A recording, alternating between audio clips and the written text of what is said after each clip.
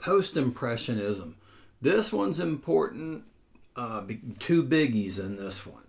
So Van Gogh and Cezanne. So that's what we're going to get to. Okay, but in general, all post-impressionists, greater emphasis on expressive color and on the structure of the painting. Van Gogh, everybody's favorite painter.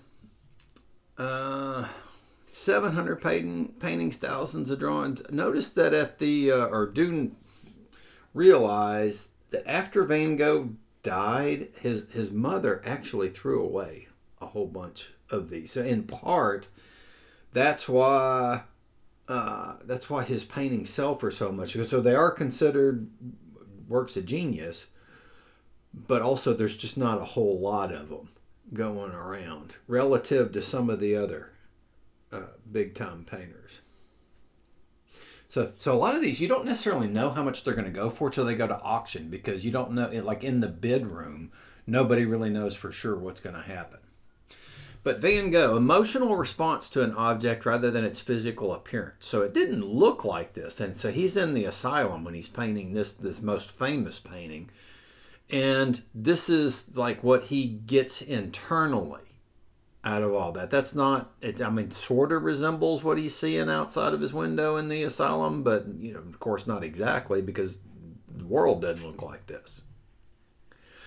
Van Gogh, if you get a little bit into his biography, you can see that the more it goes back, he was always had some problems.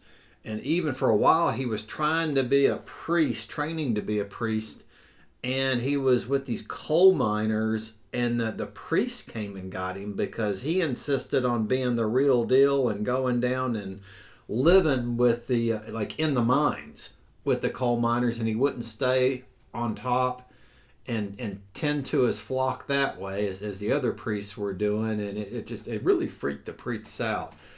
And so it's a series of things like that. So when he would jump into something, he's going all in. We're going to pick him up here with Gauguin too. So this was Van Gogh's friend. He's going to end up going to Tahiti, believe it is, in the East.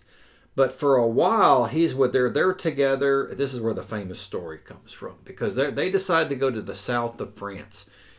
And the reason they go to the south of France is the same reason that a lot of painters love the south of France. It's that the light hits in their minds perfectly.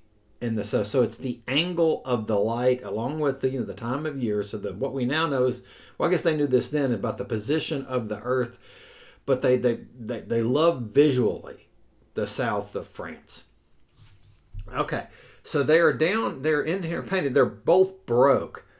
And Van Gogh had a bad habit of, when he was mixing, he would mix these powdered paints. So he had access to the tubes, as I was talking about before, but it's cheaper if you do your own.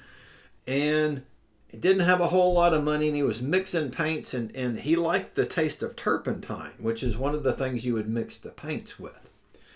And notice that, remember from before, I was talking about how lead would make the colors pop in the dry stuff too. So unbeknownst to me, so I'm putting forward a theory that a lot of people have about Van Gogh.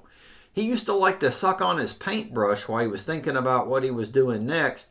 And so he is probably on top of an already unstable situation, getting lead poisoning.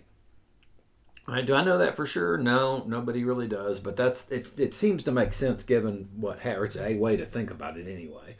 And so he gets into it with his friend here, Gauguin, who was living and painting with him at the time. They end up going their separate ways after the whole incident.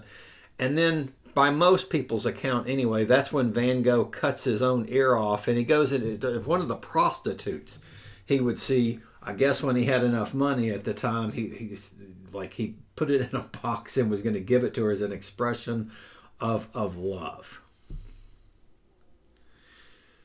All right, and so then basically a breakdown, and he gets committed, and his brother Theo sort of steps in after that. And then later on with Van Gogh, he tries to kill, he does kill himself in this asylum. But man, he does, like his whole life is just a big mess. And when he shot himself at the end of it, he gut shot himself. I don't know what he was thinking. So, and gut, like dying from getting gut shot. It took him a long time to die. His brother was able to, Theo was able to come visit him, but it was just awful. The whole thing was just awful. Okay, so Gauguin ends up going to Tahiti, and basically takes up with some of the women there, essentially. And people don't talk about like that part of his lifestyle very highly. And but again, some really good art comes from all this.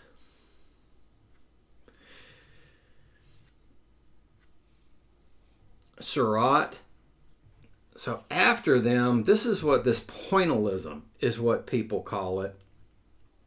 So instead of the strokes, see, so we're going towards the more defined. You can see the balance in the composition with these post-impressionists, but you can see it's not as blurry as all these points. So he's dabbing these small little points to create the painting. That's all they mean by pointillism. And Cézanne. And I don't know, it's unfortunate that they only put these two in here. Cézanne, if you go to Kimball Museum in Fort Worth, which is the main collection is free, there's some very impressive Cézannes in there. And a lot of people think he is the best. So I don't know if he's the best or not. But anyway, you see the two representatives here. You can go online, by the way, and see what you think. He's got some of his better ones are with houses.